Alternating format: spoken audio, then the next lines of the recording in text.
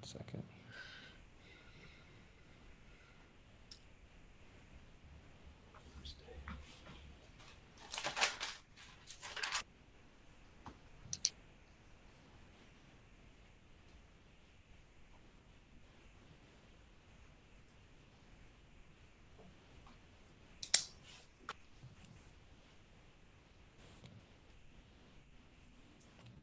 All right, welcome to Where the Scary Things Are. We have a very special guest, Paul Hyett, from the director for Peripheral. Loved the film, excellent film. I have so many questions. I can't wait to get into it. Paul, how are you doing? Thank you so much for staying up with us. I know that you're across the pond there. How's it going, man? Yeah, good.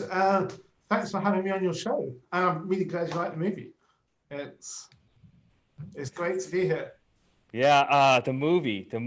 Wow, where do I begin? Okay, so I loved the casting. Obviously, you nailed it, knocked it out of the park. And with Hannah's casting as Bobby.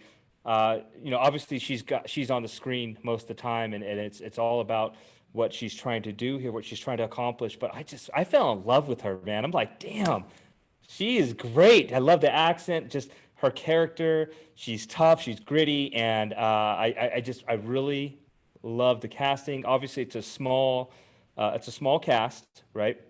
Yeah. But well done. I watched the film with my headphones on, and one thing that I want to commend you on is not only the visuals, right?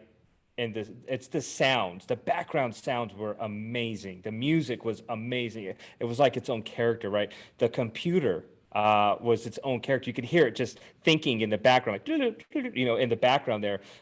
So let's talk about the beginning. I understand that this was written by Dan Schafer.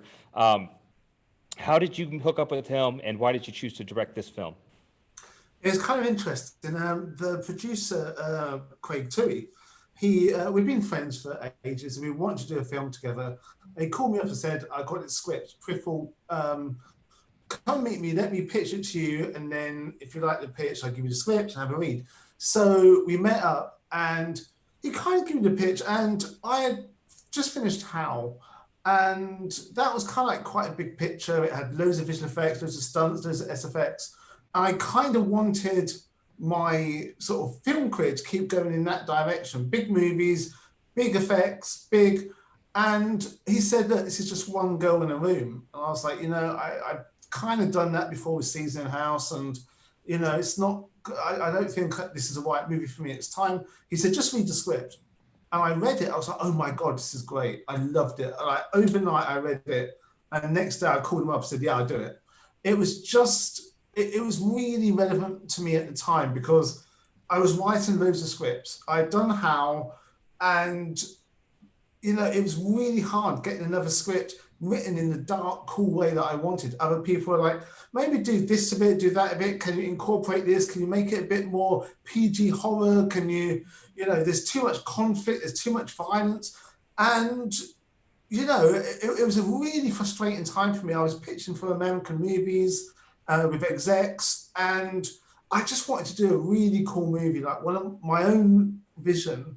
Mhm. And a lot of my friends, they've gone to America, made these films, and they very much work in the studio system and kind of, do what they sort of are asked of. And I kind of like the indie spirit, and I really sort of related to what Bobby was going through, the sort of claustrophobia of sitting in one room with just technology for company, working, trying to put your soul into something and having someone else say, that's not kind of what we want. Can you do this? Can you do that? I mean, there's not many more horrible sentences than PG horror. It fills me with dread.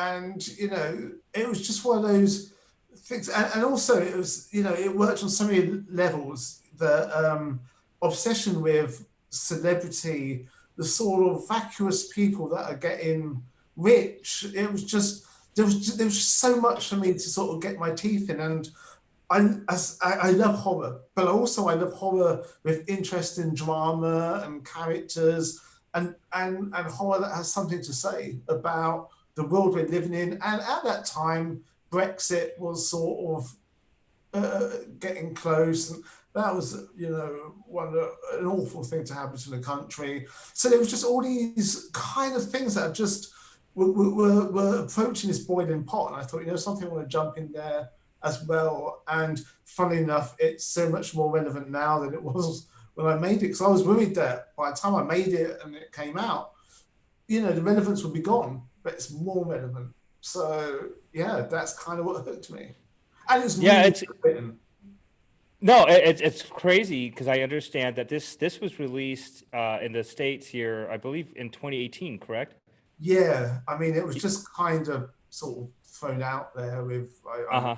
but yeah. So we're kind of seeing the UK wants to be more of a. This is more of our premiere. So next, I think that's August, first week of August, I believe, right? Sorry.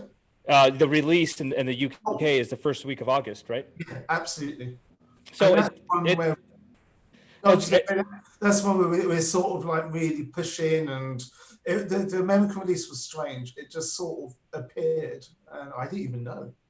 well, it's yeah, it kind of times things. I mean, unfortunate for what's going on in the world today and all of, I know in the States we have our own issues here, but it really kind of just played perfectly for the release in the UK as far as the story goes and whatnot. Um, Yeah. so I can ask 100 more questions. I'm going to come back around later. I'm going to pass it on to Chris, who will ask you a few more questions of his own. Hey, Paul, good evening. How are you? Good. Thanks, Chris. How are you? Oh, good. I tell you, yesterday is when I watched Peripheral, and I loved it. And Ken started talking about it, and 2018 is 2 years ago. But I watched Peripheral 24 hours ago, and everybody now is talking about the book 1984, and I saw a lot of 1984 in Peripheral. Um, really, it's always been a relevant book, but I tell you, you guys hit it. How the real power is when they can tame you on how to think rather than just feed you what to think. And I thought that was one of the most terrific elements of Peripheral. Absolutely, absolutely, and especially for me, the idea of corporate entities actually, controlling art is that's really scary. It's one of those things where there was a while ago where I was reading about certain streaming sites that would be funding projects, and they would look at when people go to the bathroom, when people press pause, when they have coffee breaks, and what directors are they watching, what stories are they liking, and these computer algorithms were coming up with what they should be making instead of it being a really cool independent spirit. Like you look back at Francis Ford Coppola and George Lucas and Steven Spielberg in the old days, Brian De Palma, they were making really cool stuff, and they had big budgets and they could literally make what they want. They're auteurs, and it was an amazing time. And now it's not like that at all. Try to make a big budget independent type movie, and it's if it doesn't make a lot of money, they won't make another movie like that for like 10 years. There's lots of sort of big budget horror stuff like A Cure for Wellness. Great movie, $40 million. No one went to see it, and they won't take a chance in that sort of movie anymore.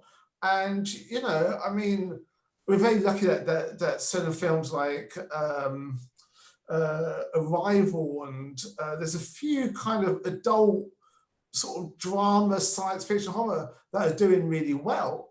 But that's kind of like just the sort of one area that's doing really well. Everything else, every time a really interesting adult drama comes out in cinema and it doesn't do well, a part of me dies because it's like, why aren't people supporting that? Instead, they're going to watch popcorn movies and superhero movies, and you just think, something you could make 100 really cool, challenging, confrontational movies that really talk to people, really make them sort of great cinema is when it makes you feel something. You could start watching a movie and by the end of it, it's changed your opinion on something. That is when true cinema is there. And watching, Marvel movie, I mean, they're great, don't get me wrong, but it's they're pop popcorn, and I'd make one if I had a chance, because it's like, but I love watching, and even a film that I saw last year, Red Sparrow. I loved that. Really cool Cold War thriller, really violent, really cool, really nasty.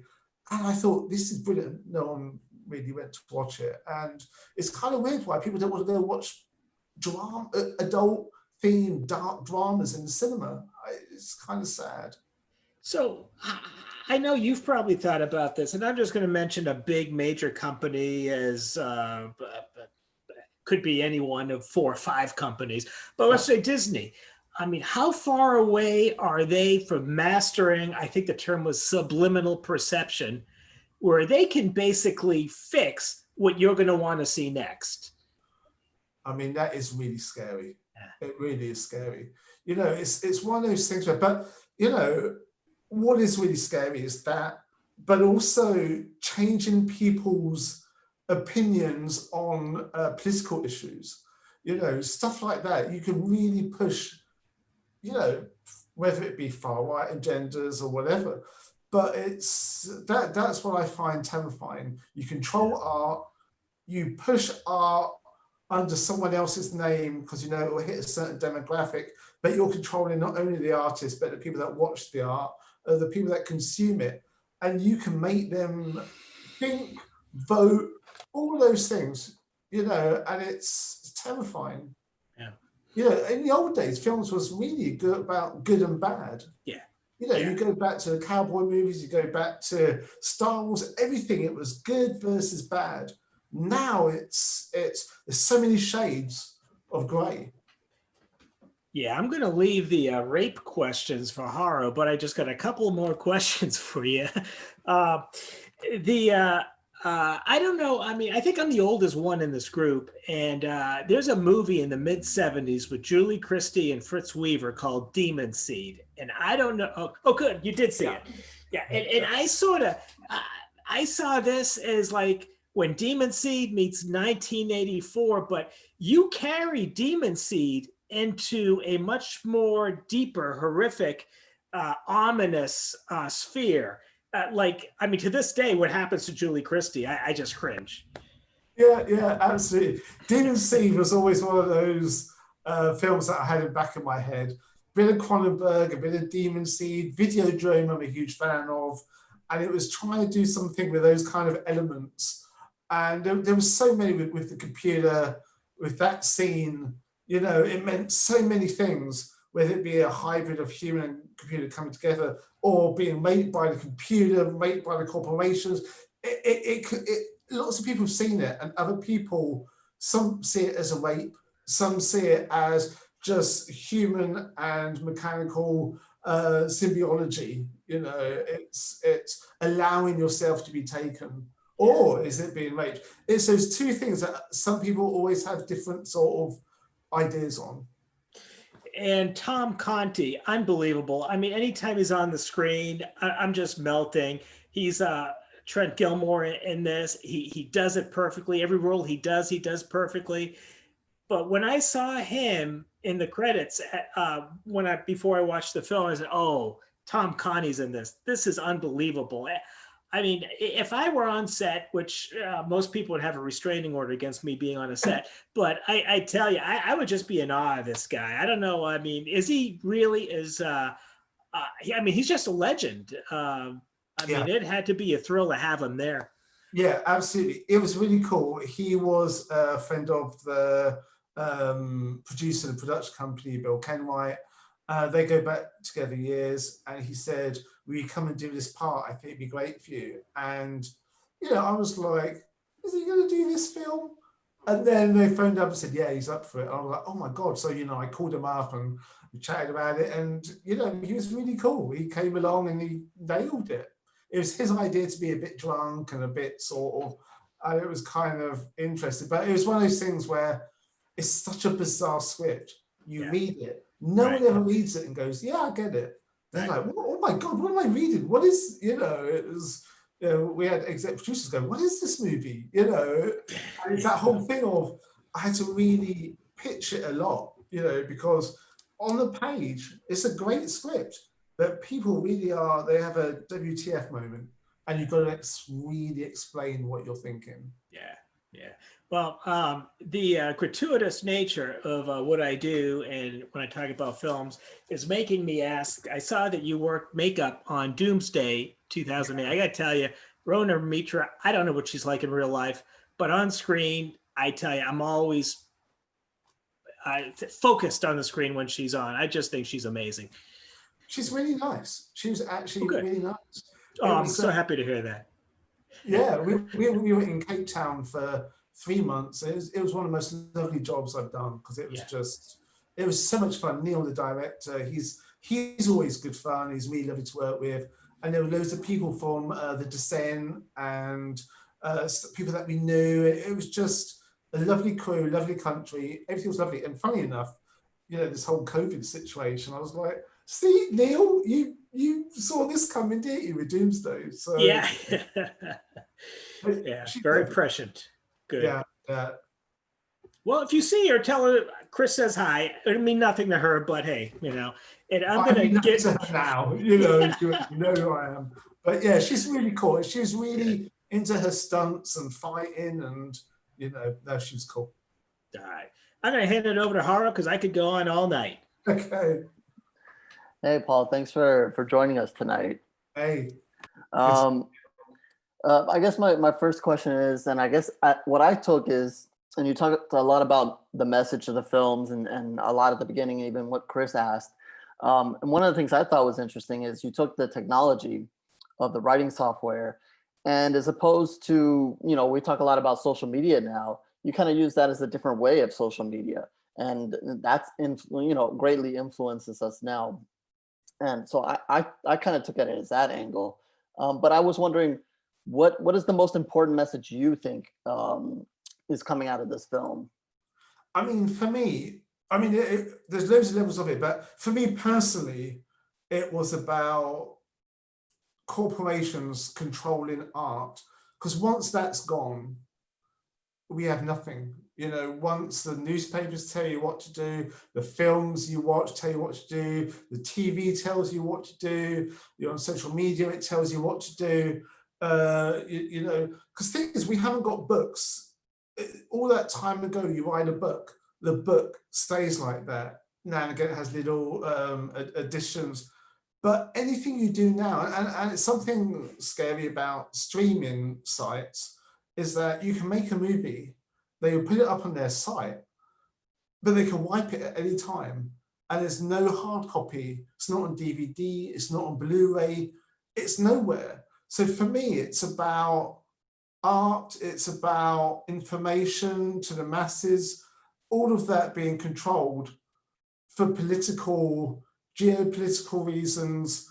And I find that terrifying because the whole world is about technology now, where we live with our phones, we read our phones, we book our holidays by phones, we book our food by phone. Everything is by technology. And as soon as people start controlling the technology and feeding you what you should be consuming and change your opinions on politics and agendas, that's what I find the most scary thing. Because once you've gone to a certain point, you'll probably never get it back. Well, I thought, I agree with a lot of that. And I thought it was really amazing that you were able to pull out such a big message in a film where you basically have a girl in a room with, one piece of technology. So you managed to really make a huge message in such a small setting. And that was pretty fantastic. Oh, thank you. Yeah, it was always a fine line of try not to whack people on the head with a hammer. It's just trying to do it in a way that's interesting, And she's such a great character. I think a lot of people can relate to her in terms of, she hates social media. And I think, social media is that sort of bittersweet thing. It's great when it's informative and interesting and people are connecting, but it's also kind of bad when, the sort of cyberbullying and the spreading of misinformation and, like elections can be won on social media. That's what happened in England with Brexit, and it was you know, it's kind of scary when that's kind of done. You know, it's and that's what really scares me. The celebrity, the obsession with celebrity, and that sort of side of it. That's something that I think will pass one day anyway. I mean, you know, you sort of see all these people like with celebrities, and they're literally making all their money by just taking selfies, and you know, it's really sad. But I think that will change. I think people get sick of that. But you know, the bit that worries me is really controlling art. You know, that's the because all through for the last 200 years, art has been free and informative and challenging, and you know, you can put your heart and soul into something and understand where someone's coming from. As soon as you stop all that, then it turns into a very bland world. Definitely. Speaking of stuff that's scary, I like to point out some extreme scenes in movies from time to time, and you have a couple of them in this one, and but the one in particular I'm talking about is the baby scene. Yeah. Talk about putting that together and making that come to life, because that was definitely one of the crazier scenes, at least for me, in this movie. Yeah, I mean, basically that scene, there was so much discussion on that they were like, how are you going to do a birthing scene? And I kind of wanted it to be as darkly funny, but not ha-ha funny, more of a, oh my God, where are they going with this? And it was one of those things where, you know, the whole baby being a sort of metaphor for the script and it being painful to get out.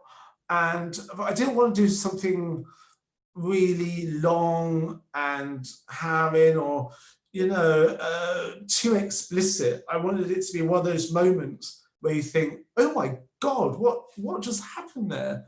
Baby flies out, and you know, I remember someone saying to me on set, you know, that's not how real babies are. You know, and I was like, yes, I know. It was that whole thing of, you know, finally you've got this thing out of you and it's there and you can, you know, read it. And it's, you know, it's that ultimate metaphor of when they say you've got a film, the writing and the directing and post-production is like that 9 months in your belly. And it's like a pregnancy, it takes you 9 months. And then you give birth to it and you show your friends and your family, and they're like, oh, it's a lovely, lovely baby, lovely film. And then you let it out into the world and you get everyone on the internet going, oh, that's the ugliest baby stroke crappest film. And you're just like, oh my God. So it is this protective thing that you can only protect, whether it be a baby, a script, a film, or whatever. You can only protect it for so long, and you just got to get it out there and let people rip it to bits or whatever, you know. And it was, you know, we had loads of discussions on, you know, how we were going to do it. And I just kept coming to the point, let's just shoot it out, you know. And people on the set were like, this is crazy. I mean, they were giggling like their heads off, and they were like coming over to me up from the monitor saying, Paul, that looks so funny. And I was like, don't worry, it won't be silly funny. And they're like, I don't believe it. And then they watched it and they're like, because with the music and where you are with the film and where you are in Bobby's head, it's darkly funny, but it's more kind of shocking. It's kind of, at that point, you expect something weird to happen. And I kind of felt if she had just sat there and it had just come out like a real baby, it would have been boring visually. And that was the thing also with the film, when you've got one character on one set in one room, you got 90 minutes and you got to keep that visually so interesting. And that was something that, you know, a lot of people said, you know, they were never visually bored in Peripheral. And I had to really think about every scene, building up to a crescendo of making it weirder and cooler and stranger just to watch. That was definitely a shocking scene. I didn't see that happen. It did kind of like you said, kind of did have a feeling that, okay, something weird has to happen because it's just not normal. Nothing in this movie is really normal. But then when it flew out there, it was like, oh, okay. Yeah. But yeah, definitely shocking. So to pull that off, I was kind of researching you for the interview, and I noticed you have a huge makeup and background Yeah. and special effects. So I was kind of curious. When I research directors, I don't see many that come from makeup and background to becoming a director. How did that come to be for you, and how did that be an advantage for you to learn how to direct and so forth? Yeah, absolutely. I mean, when I was a kid, like 12, 13, I wanted to get into movies, I wanted to make movies. And when I was about 12, everything was like Total Recall and RoboCop and Friday the 13th and Nightmare on Elm Street and Texas Chainsaw. I loved all those movies. And the cooler, grosser, and gorier, the better. And at that time, I mean, it's so different now, but at that time, you couldn't just go out and make a movie because, you know, like now you can make a movie on your iPhone 10, you know, and you know, it's so easy to make something now, but then it was really hard. And only like the rich kids went to film school. And so I thought, what's the second coolest thing I can do, really? And it was make creatures and chop people's heads off and blah, blah, blah. And, you know, being a teenager, it's that kind of like, okay, that's more me. I was always good at sculpting and painting as a kid and making creatures. And it kind of felt like my skill set was good to go that way. So, you know, and I kind of, through about 20 years, I went from short films and, you know, to my own company, and we were doing loads of movies. But there came a point in the last 5 years before I directed a film. I was working with a lot of good directors, but I was working with a lot of bad directors. And they were all getting their first movie in, they'd come in, wouldn't know what they're doing, didn't know really how to block a scene, would be relying on the first AD and the cameraman. And I really noticed that good directors really do have a vision, and bad directors don't quite know what they want, and they hope to get the magic on set and the actors come out. And I always kind of gone, but just kind of make it up as they go along. So I really wanted to make my own movie. And the producer of Seasoning House, you know, we were chatting and I said, look, I'm going to start making some short films because I want to make a feature. He said, don't make a short film. There's no money in that. And I was like, but, you know, just to get my practice. He went, no way. Because you've been on enough films, you know what to do. Let's make a movie. And I was like, okay. And we developed the script of the Season House, and we found financing for it pretty quickly, and we made it. And you know something? He was totally right.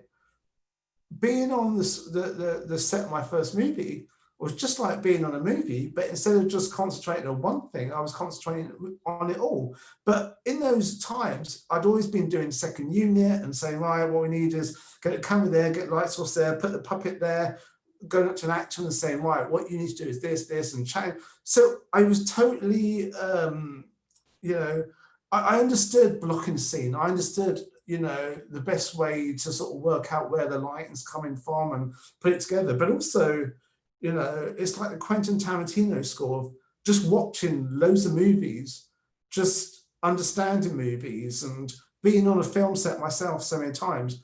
So I was, it wasn't a stress. It wasn't a new place. I wasn't a rabbit with big eyes. It was just, okay, right, we need to get this in the can. We need to do this, do this, do this. So it's a very natural progression.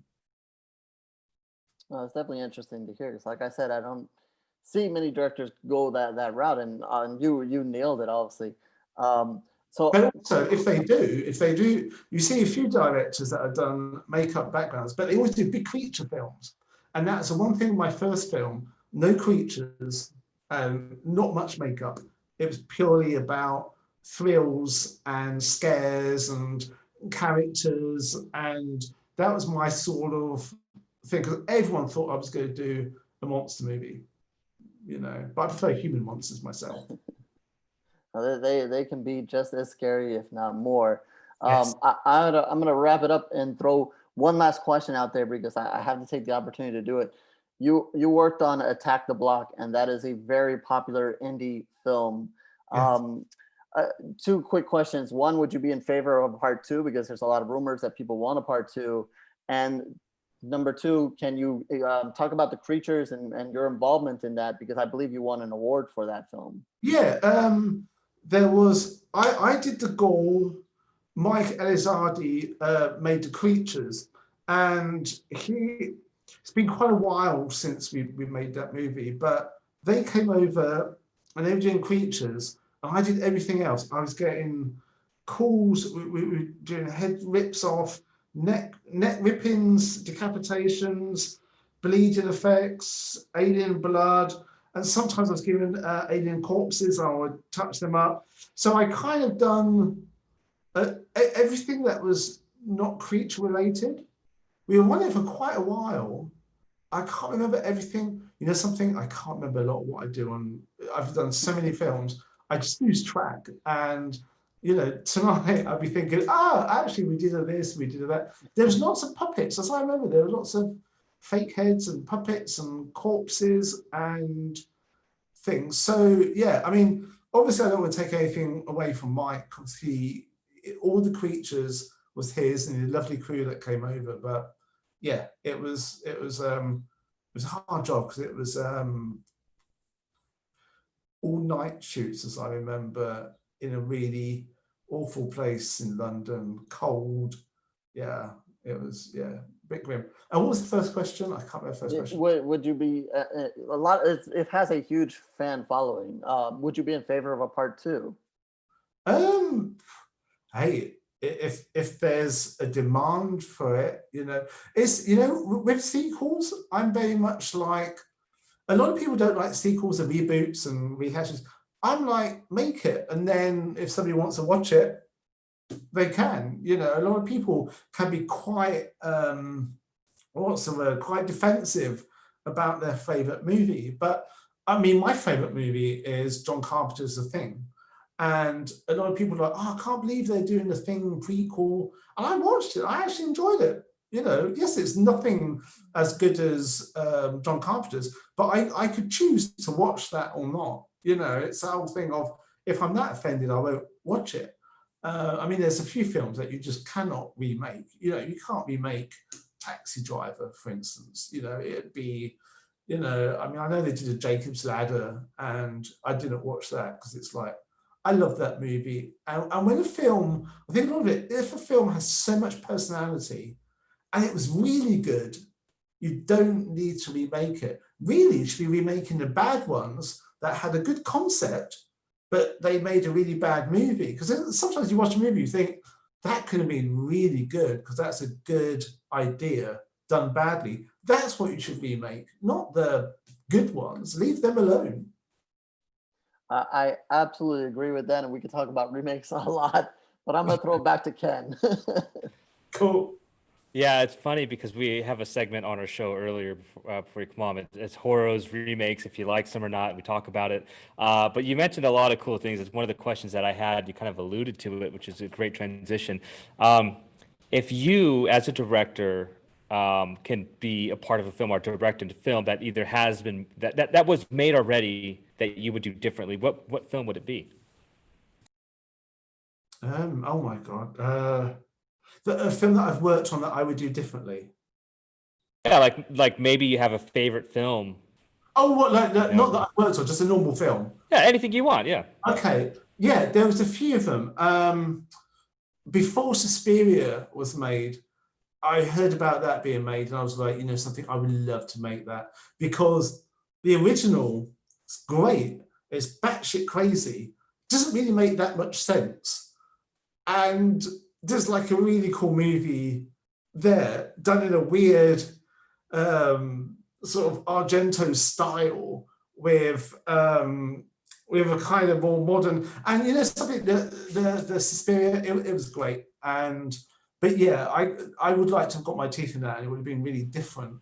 There was what else was there? There was now and again I get put up for movies, and I you know, they get like talk to 10 directors and they get it down and down and down. And one that I got very close to getting was the remake of Leatherface, you know, the newest one. And I really wanted to do that one. And, you know, there was lots of back and forths, and I pitched it, and I was really into doing Leatherface's story. And I had loads of ideas about doing like like makeup effects that you would just never have dreamed possible with a chainsaw. And I put everything together, and it was going to be a really cool, dark, grimy, seasoned house style Leatherface, and with unbelievable gore and all this cool stuff. But I think I got down to the final two, and but yeah, I'd love to do a Leatherface. I'd love to do Nightmare on Elm Street. I heard that they're going to do that. So if the producers are watching this, I'd totally do that. Horror's friends with all the producers, so he'll put a good word in for you, I'm sure. Yeah, almost. Yeah, we'll have some conversations.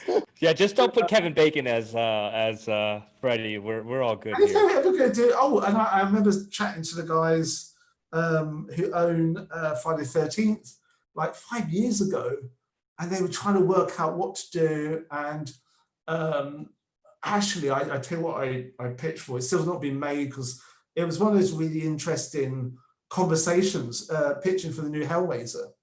And they were talking to everyone. And I came up with a really cool idea. And they were like, this is a really cool idea, but not what we're looking for, but it's a really cool idea. And I was like, and I know now that they're just going to reboot the original one and redo, which I hate. But that idea, I would tell you what it is, but I've made it into another script and just took out the sort of stuff. But it's a really cool idea. One day I'll tell you about it.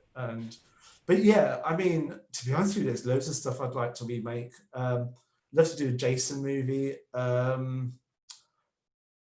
But yeah, or I tell you what, one film I love, Argento's. What's the one where the girl, she gets all the locusts and she controls all the animals and the insects, and it's got a guy smashing his hand to get the cuffs off, and you know the one? No, that's Chris's department on the Argento stuff. I can't think of it. Jennifer Connelly's in it. Jennifer Connelly. Is it Premonition? Yes. What's it called? Is it Darkwater? No. No. I think it's called. There are two different titles. One is Premonition, and the other one where it's most commonly known by. I know Jennifer Connelly's in it, and a lot of bugs in it, and you'll be itching way after the end credits. I know. I can't remember what it's called either. And the thing is, I haven't seen it for a long time, but there's monkeys with razor blades. There's insects. There's weird. It's so weird, and that's a good thing. I mean, I think with Argento, because his films are so batshit crazy, they could be interpreted so many different ways, and I think he can remake his films in a completely different way. I think, and there's another one. Opera was a good one. That was really messed up. But yeah, I'd love to do a remake an Argento film, a Hellraiser film, Nightmare on Elm Street film, a Jason film, a Chainsaw film. So to be honest with you, any of those cool 80s slashers I'd like to do, but not The Thing, because that's sacred. No, there's movies that I just won't watch that are remade. So you brought up Suspiria. It's funny because you would like to be part of that, and you got the Suspiria light on in your room there from the first one. Yeah, all these changing different colors, right? But the second one, I actually liked it. I actually thought they did a really good job with it. I thought it was killer. But there are some movies that I just won't even bother watching because it's just like why I'm good with the first one. Why I don't need that. So I got to ask a couple more questions. And you are speaking our language on a lot of the movies that you named off, a lot of movies that you'd like to be part of, a lot of the characters and whatnot. So give me your top 5, or as many as you want, favorite horror films. Okay. The Thing is like my number one. I love American Werewolf in London. Martyrs. Hellraiser. I'm trying to think of ones that are less popular. I'm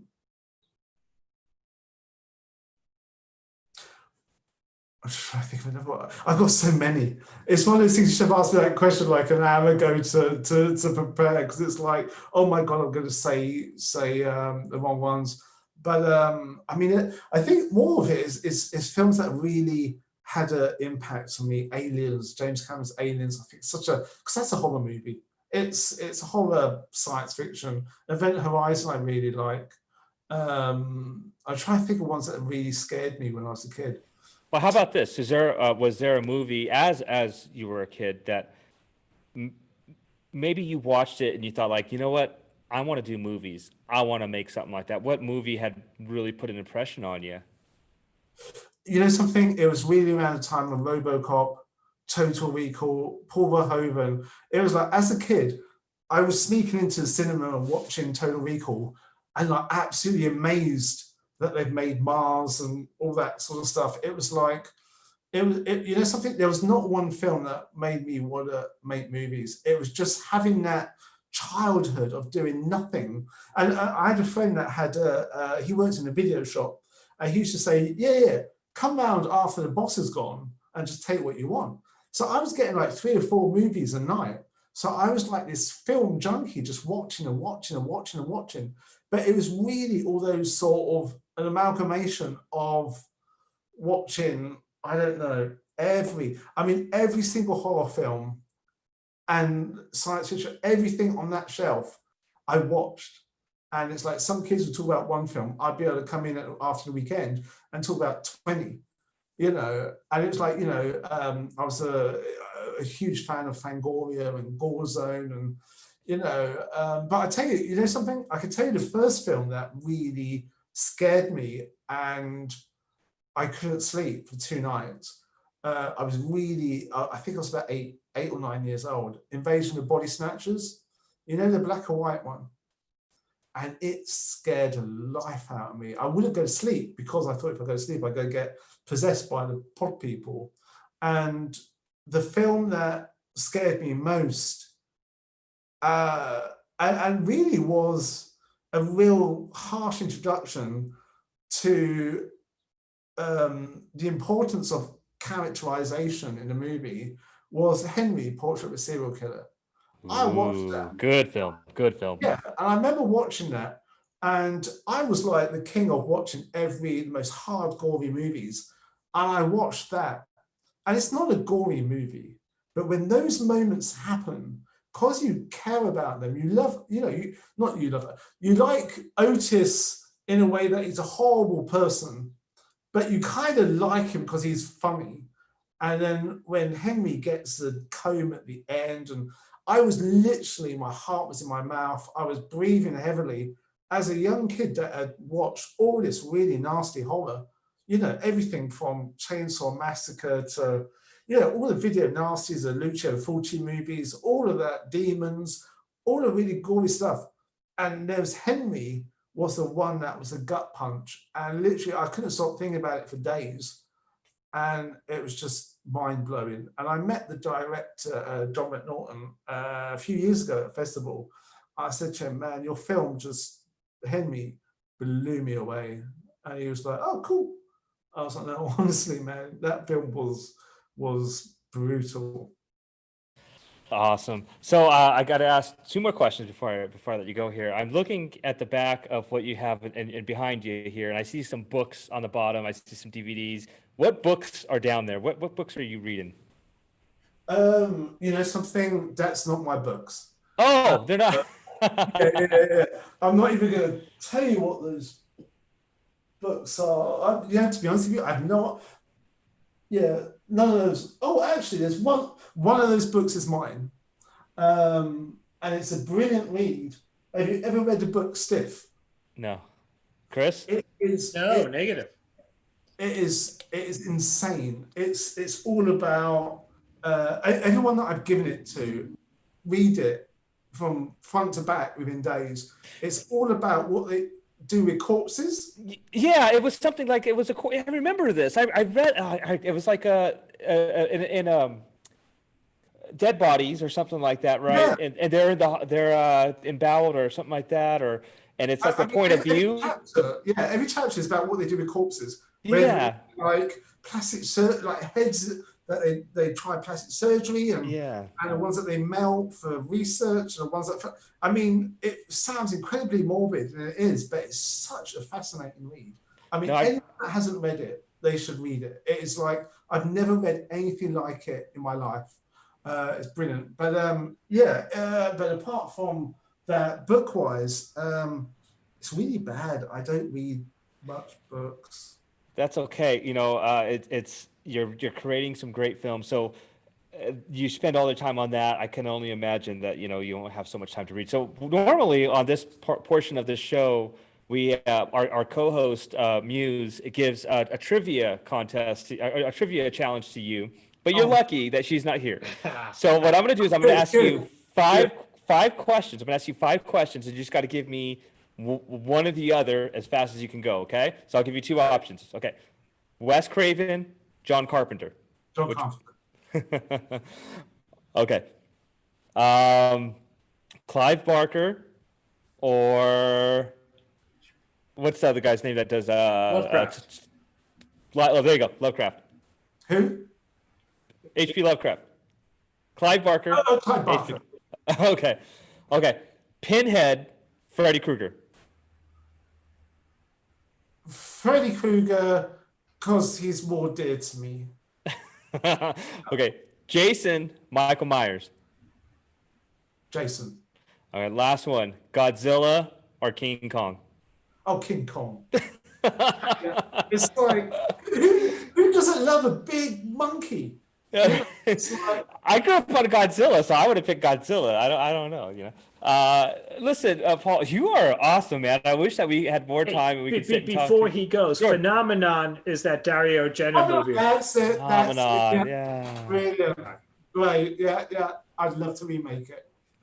Well, like as I was saying, Paul, you're awesome. I wish we could talk to you more. We can't wait to your next film. So on that note, talk to us about what you're working on, what's in the pipeline for you, what's coming out next. I got 2 projects that are quite close to going. One of them is a film called The Black Site with Grimfest Films. The festival, they're starting to put together a slate, and it's kind of like. It's about an intelligence officer, and she comes back from a particularly brutal tour in Iraq, and she's had a traumatic injury, and she's just trying to get back to normal life, and she's having this really weird, brutal, bizarre, hallucinogenic nightmares, and she thinks it's something to do with her work in the black sites and covert interrogations, and she has these nightmares where she's going to kill her family, and she goes to regressional hypnotherapy, and it opens up her mind. And the deeper she gets into it, she realizes that she thinks she's been altered by the army to do all this horrible stuff, but it's much, much darker, much more deeper, and much more weirder. So that's number one. And I've got another film called Unnatural Selection, with Watershaw Productions, and we're going to be shooting that in Cape Cod. It's a very New England, sleepy Maine town type sort of movie. It's very much a conspiracy theory TV show, really late night, trashy show, and someone just walks off the street and they're claiming to be a fallen angel, and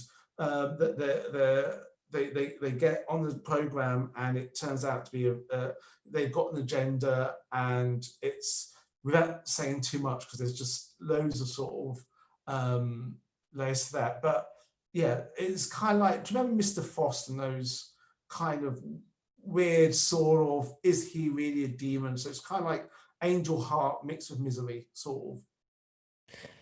Excellent. So if you're in Cape Cod, I don't know if you've been there before. Yeah. Definitely go get yourself a lobster roll.